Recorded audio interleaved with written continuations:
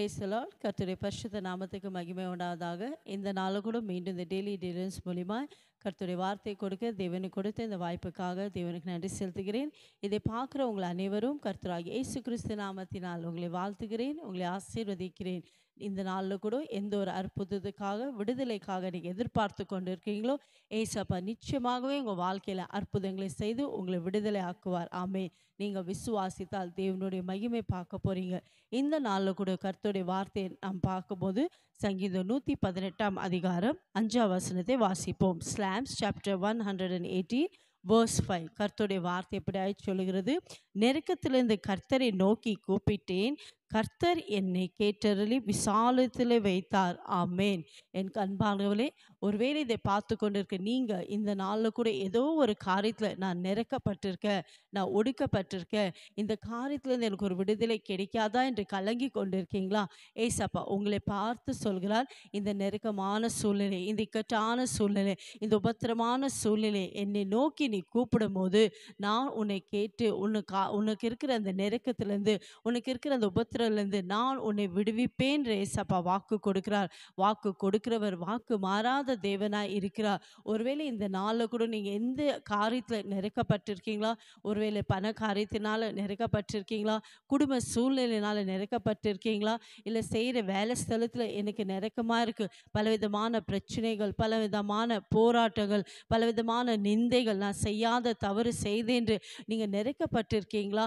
ஒருவேளை பிசாசின் போராட்டத்தினால நெருக்கப்பட்டிருக்கீங்களா? குடும்ப சூழ்நிலை நிமித்தம் நீங்கள் நெருக்கப்பட்டிருக்கீங்களா? எந்த சூழ்நிலை இருந்தாலும், எப்பேற்பட்ட நெருக்கத்தில் நீங்கள் இருந்தாலும், இந்த நாளில் ஏசப்பா நோக்கி கூப்பிடுங்க. ஏசப்பா இந்த நெருக்கமான சூழ்நிலை மாற்றி என் வாழ்க்கையில் ஒரு விசாலத்தில் வைத்து என்னை ஆசீர்வதிங்கப்பா, நான் உண்மை விசுவாசிக்கிறேன் அவரை நம்பிக்கையோடு நீங்கள் நோக்கி பார்க்கும்போது உங்கள் வாழ்க்கையில் ஏசப்பா அற்புதங்களை செய்ய போகிறார். எங்கள் வாழ்க்கையில் கூட பார்க்கும்போது ஆரம்ப நாட்களில் பலவிதமான நெருக்கத்தை நிமித்தம் எங்கள் வாழ்க்கையில் சமாதானம் இல்லை, நிம்மதி இல்லை, சந்தோஷம் இல்லை, அநேக காரியத்தில் நாங்கள் நெருக்கப்பட்டிருந்தோம். ஆனால் இன்றைக்கு ஏசப்பாவை நோக்கி அந்த நெருக்கத்தின் மத்தியில் ஏசப்பாவை நோக்கி கூப்பிட்டோமோ, கர்த்தர் எங்கள் வாழ்க்கையில் இருந்த எல்லா நெருக்கமான சூழ்நிலை நீக்கி இன்றைக்கு எங்களை விசாலத்தில் வைத்து ஆசீர்வதித்து இருக்கிறார். எங்களை ஆசீர்வதித்த தேவன் உங்களையும் ஆசீர்வதிக்க உண்மை உள்ள தேவனாக இருக்கிறார். நீங்கள் மனுஷனை நோக்கி பார்க்காதபடி இந்த நாளில் எந்த நெருக்கத்தில் நீங்கள் இக்கட்டான சூழ்நிலை இருக்கிறீங்களோ, அந்த ஏசப்பாவை நோக்கி நீங்கள் கூப்பிடும் போது, அவரை நோக்கி நீங்கள் ஜெபிக்கும் போது உங்கள் வாழ்க்கைக்கு எல்லா நெருக்கமான சூழ்நிலை நீக்கி கர்த்தர் உங்களை விசாலத்தில் வைத்து உங்களை ஆசீர்வதிக்க போகிறார். நீங்கள் விசுவாசிக்கிறீங்களா? இருக்கிற இடத்துல தலைகளை தாழ்த்தி ஏசப்பாவை நோக்கி நாம் ஜெபிக்கலாமா? எங்களை அதிகமாக நேசிக்கிற தகப்பனே, ஏசப்பா இந்த அருமையான இந்த நல்ல வேலைக்காய் ஸ்தோத்திரம்.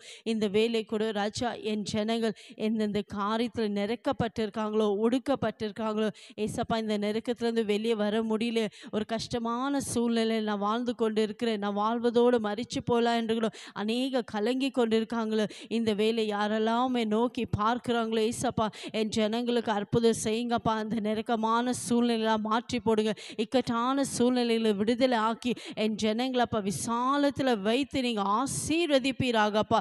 ஒவ்வொரு வாழ்க்கையில் அற்புதங்கள் நடக்கட்டப்பா, அதிசயங்கள் நடக்கட்டும், மாற்றங்களை காணட்டும். உம்முடைய நாமத்தை மகிமைப்படுத்துவதற்காய் ஸ்தோத்திரம். இயேசுவின் நாமத்தில் பிதாவே, ஆமென். God bless you.